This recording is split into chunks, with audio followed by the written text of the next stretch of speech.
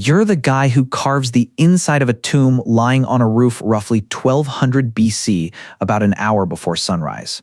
If it were now, people would probably call the police thinking you're attempting suicide, but rest assured, nobody says anything.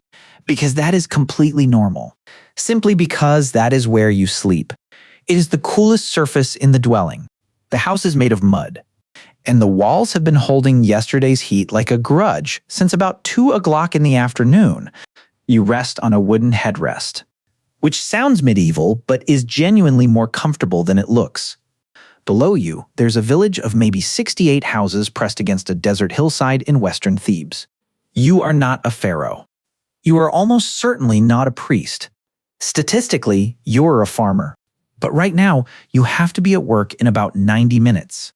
So, how does a normal day for you in this ancient kingdom go? Before getting to the answer, please give me a 1-minute ad break. Please like and share my video.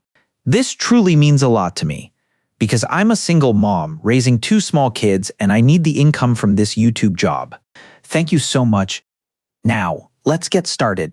But the truth is, everything you imagine about this era is utterly false.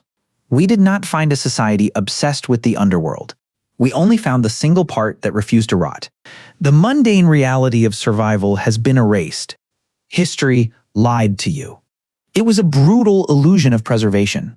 Every image of ancient Egypt is a mask, a sarcophagus, or mummies. We inherited a death industry and mistook it for the whole civilization. It makes them look like morbid weirdos obsessed with the afterlife, which every European visitor believed for 3,000 years. But the truth is a filing error. Tombs were built of stone. The physical fabric of ordinary life was sun-dried mud brick. And sun-dried mud brick goes back to dirt. Add the annual flood, which was terrible for architecture. And we did not find a death cult. We found what survived.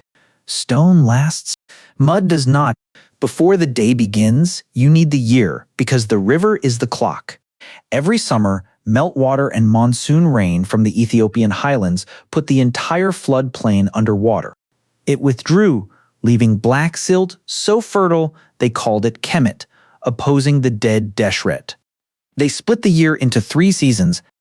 Akhet, the inundation, meant you were unemployed for 4 months. Peret, the emergence, you sow. Shemu, the harvest, you cut the wheat. Hold on to Akhet, because that idle time built the monuments. They tracked time differently. They used shadow sticks and water clocks to measure hours. But a summer hour was longer than a winter hour. Your time stretched with the sun. Before a long commute, you woke up for a breakfast of thick beer made from barley and emmer wheat. But the bread was full of sand. It destroyed your teeth with catastrophic dental wear.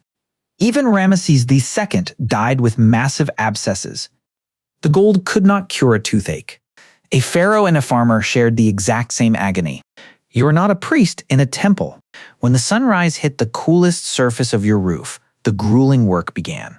This was not a myth. Then it depends entirely on who you are. Here's where the social reality splits. If you're a farmer, and roughly 9 out of 10 of you are, your life is water and mud.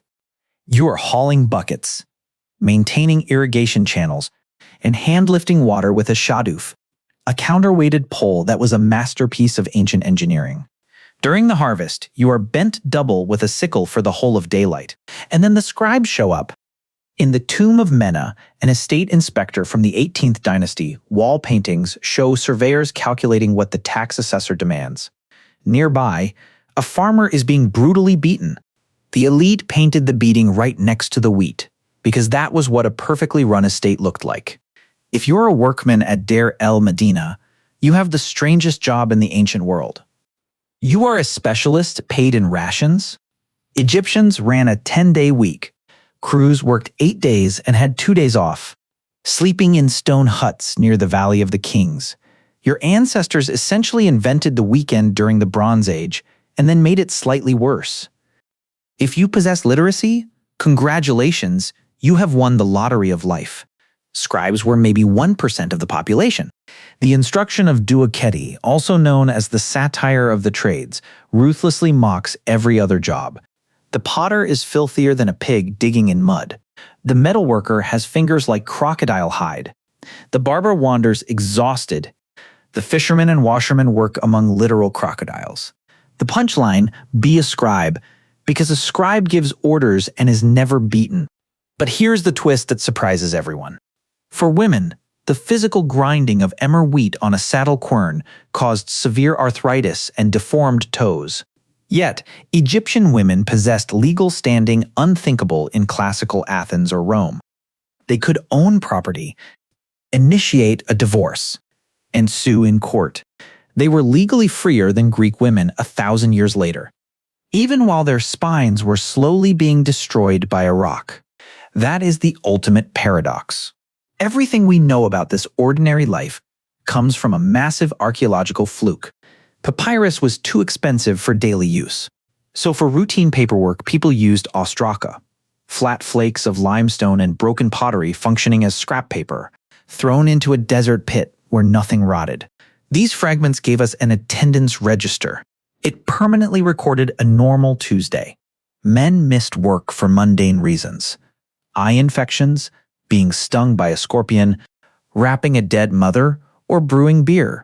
Some entries even translate to being hungover. These workers were not enslaved. The nearby cemetery and settlements contained bakeries, breweries, and massive amounts of cattle bone. They were well-fed laborers who had healed fractures. We got this civilization backwards for 400 years. We mistook the funeral wing for the entire building. The pyramids were not the point. The pyramids were simply what was left. The greatest triumphs of history are not soulless monuments of stone. They are the shattered pieces of dirt recording the defiance of ordinary people. So, an 8-day work stretch paid entirely in bread and beer. Would you take that deal? Let me know below.